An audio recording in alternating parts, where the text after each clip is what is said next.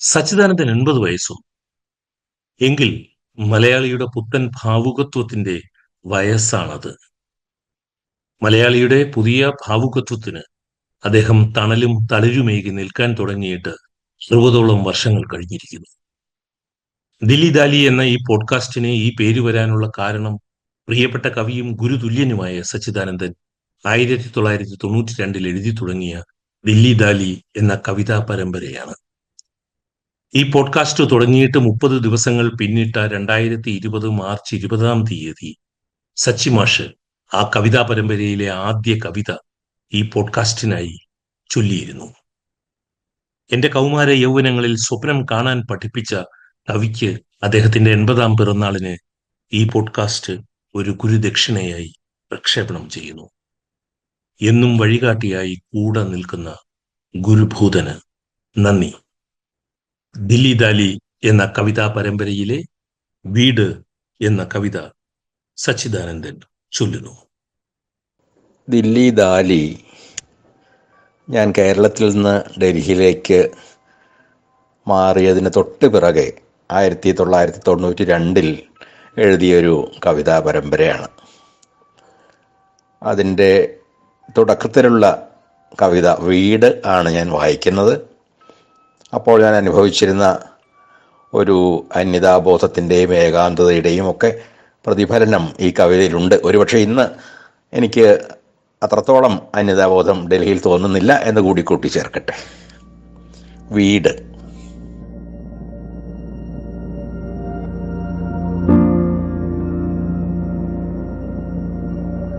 ലാജ്പത് നഗറിൽ രഘുറാം മന്ദിറും അന്ധവിദ്യാലയവും പച്ചക്കറി വിൽപ്പനക്കാരുടെ നീട്ടിവിളികളും ഭോൽപുരിയുടെയും രജനീഗന്ധയുടെയും മണങ്ങളും കടന്നു ചെന്നെത്തുന്ന അമർ കോളനി ഈ ബ്ലോക്കിലെ 104-ാം നമ്പർ വീടുണ്ടല്ലോ, അത് എൻ്റെ വീടല്ല. കൽക്കാജിയിലെ ബഹായി മന്ദിരവും പരസ് സിനിമയും മൂടൽമഞ്ഞും തണുപ്പും കാറ്റും കഴിഞ്ഞു ചെന്നെത്തുന്ന B13 2ാം നിലയിൽ താമസിക്കുന്നത് ആരായാലും അത് ഞാനല്ല. സരിതാ വിഹാറിലോ മയൂർ വിഹാറിലോ ഞാൻ താമസിക്കുന്നില്ല. ജനക്പുരിയിലും വികാസ്പുരിയിലും എനിക്ക് വീടില്ല. അളകനന്ദയിലെ 17ാം അപ്പാർട്ട്മെൻറ്റിന് മുന്നിൽ ഞാൻ ചുറ്റിപ്പറ്റി നിന്നിട്ടുണ്ട്. ആരെങ്കിലും പുറത്തു വരാതെ അവിടെ താമസം ഞാനാണോ എന്ന് എങ്ങനെ അറിയും? ഹോസ്ഖാസിൽ ഞാൻ പോയിട്ടില്ല. യൂസുഫ് സരായിൽ എനിക്ക് ആരുമില്ല. റേഷൻ കടക്കാരൻ മൂൾചന്ദ് ഞാനല്ല, എൻ്റെ ബന്ധുവുമല്ല. ടാക്സി ഡ്രൈവർ ശ്യാം സിംഗിനെ ഞാൻ അറിയുകയേയില്ല. ആര്യവേപ്പിന് മുകളിൽ കാണുന്ന ആ കൂടാണെങ്കിൽ അത് എൻ്റേതാണെന്ന് പറഞ്ഞാൽ ഒരു കുരുവി പോലും വകവെച്ചു തരില്ല. പിന്നെയുള്ളത് ആൻറ്റിനാകളിൽ നിന്ന് ആൻറ്റിനാകളിലേക്ക് ചാടി നടക്കുന്ന അഷ്ട്രാവക്രൻ എന്ന കാക്കയാണ്. ടെറസിൽ നിന്ന് ടെറസിലേക്ക് പറന്നു നടക്കുന്ന ഗജമുഖൻ എന്ന കരിമ്പൂച്ചയും. അവൻ നിത്യവും വീട് മാറിക്കൊണ്ടിരിക്കുന്നു. പുറത്ത് സ്വന്തം വീടുമേറ്റി നടക്കുന്ന ആമയോട് ഞാൻ ചോദിച്ചു, എവിടെയാണ് എൻ്റെ വീട്? അവൻ അഥവാ അവൾ തല വലിച്ചു കളഞ്ഞു. താന്നീല വീടാക്കിയ കമ്പിളിപ്പുഴുവിനോട്, സരോജിനി നഗറിലെ പാമ്പുകളോട്, മൃഗശാലയിൽ അഴിക്കൂട്ടിലെ കുരങ്ങുകളോട് വെറുതെ. പൃഥ്വിരാജ് റോഡിലെ ബംഗ്ലാവിന് മുന്നിൽ പച്ചയഴിക്കൂട്ടിൽ കുരച്ചരുളുന്ന കലി എന്ന കറുത്ത നായയോട് ഞാൻ ചോദിച്ചു, എവിടെയാണ് എൻ്റെ വീട്? അവൻ വാലാട്ടി മോങ്ങുക മാത്രം ചെയ്തു.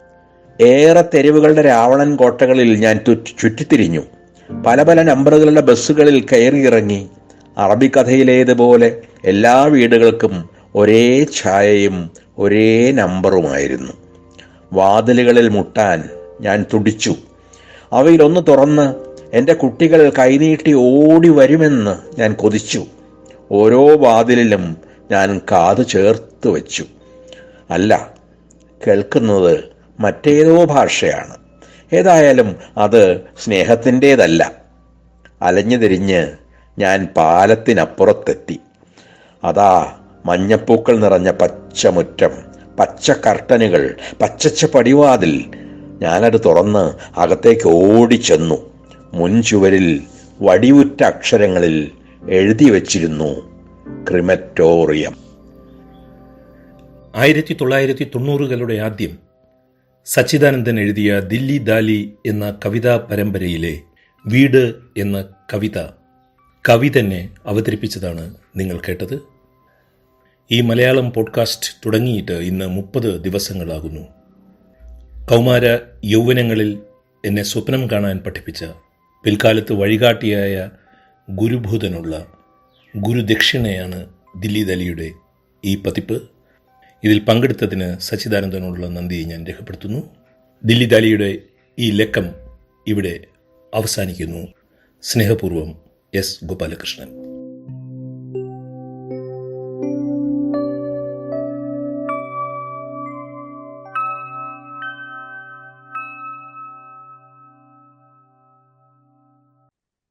എൺപതാം വയസ്സിലേക്ക് പ്രവേശിക്കുന്ന കവി സച്ചിദാനന്ദന് ദില്ലി ദാലിയുടെ ഗുരുദക്ഷിണ ഇവിടെ സമാപിക്കുന്നു.